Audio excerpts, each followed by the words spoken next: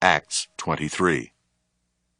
And Paul, earnestly beholding the council, said, Men and brethren, I have lived in all good conscience before God until this day. And the high priest Ananias commanded them that stood by him to smite him on the mouth. Then Paul said unto him, God shall smite thee, thou whited wall. For sittest thou to judge me after the law, and commandest me to be smitten contrary to the law? And they that stood by said, Revilest thou God's high priest? Then said Paul, I wist not, brethren, that he was the high priest. For it is written, Thou shalt not speak evil of the ruler of thy people. But when Paul perceived that one part was Sadducees and the other Pharisees, he cried out in the council, Men and brethren, I am a Pharisee, the son of a Pharisee. Of the hope and resurrection of the dead I am called in question. And when he had so said, there arose a dissension between the Pharisees and the Sadducees, and the multitude was divided. For the Sadducees say that there is no resurrection, neither angel nor spirit, but the Pharisees confess both. And there arose a great cry, and the scribes that were of the Pharisees' part arose, and strove, saying, We find no evil in this man, but if a spirit or an angel hath spoken to him, let us not fight against God.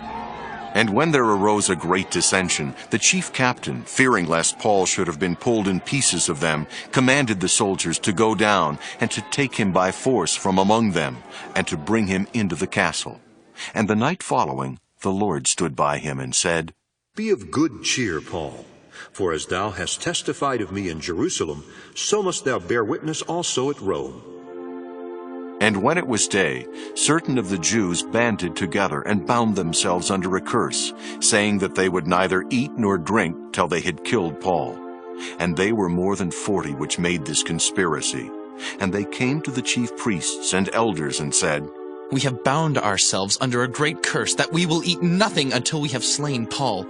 Now therefore ye with the council signify to the chief captain that he bring him down unto you tomorrow, as though ye would inquire something more perfectly concerning him.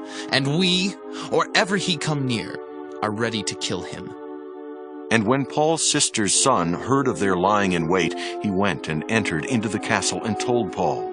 Then Paul called one of the centurions unto him and said, Bring this young man unto the chief captain, for he hath a certain thing to tell him. So he took him, and brought him to the chief captain, and said, Paul the prisoner called me unto him, and prayed me to bring this young man unto thee, who hath something to say unto thee. Then the chief captain took him by the hand, and went with him aside privately, and asked him, What is that thou hast to tell me? And he said, The Jews have agreed to desire thee that thou wouldest bring down Paul tomorrow into the council, as though they would inquire somewhat of him more perfectly. But do not thou yield unto them, for there lie in wait for him of them more than 40 men, which have bound themselves with an oath, that they will neither eat nor drink till they have killed him. And now are they ready, looking for a promise from thee. So the chief captain then let the young man depart, and charged him, See thou tell no man that thou hast showed these things to me. And he called unto him 2 centurions, saying, Make ready 200 soldiers to go to Caesarea, and horsemen 70, and spearmen 200, at the 3rd hour of the night, and provide them beasts, that they may set Paul on, and bring him safe unto Felix the governor. And he wrote a letter after this manner.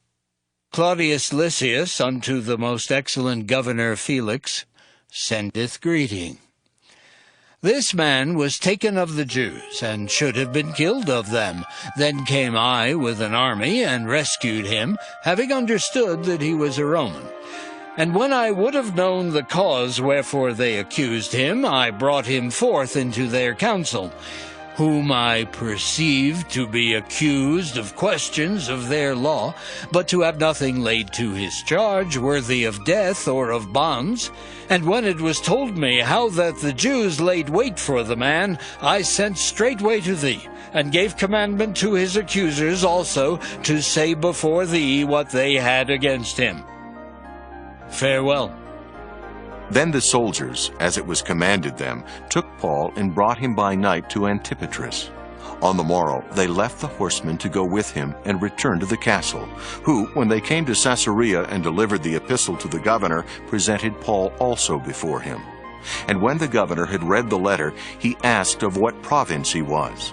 And when he understood that he was of Cilicia, "I will hear thee," said he, "when thine accusers are also come." and he commanded him to be kept in Herod's judgment hall.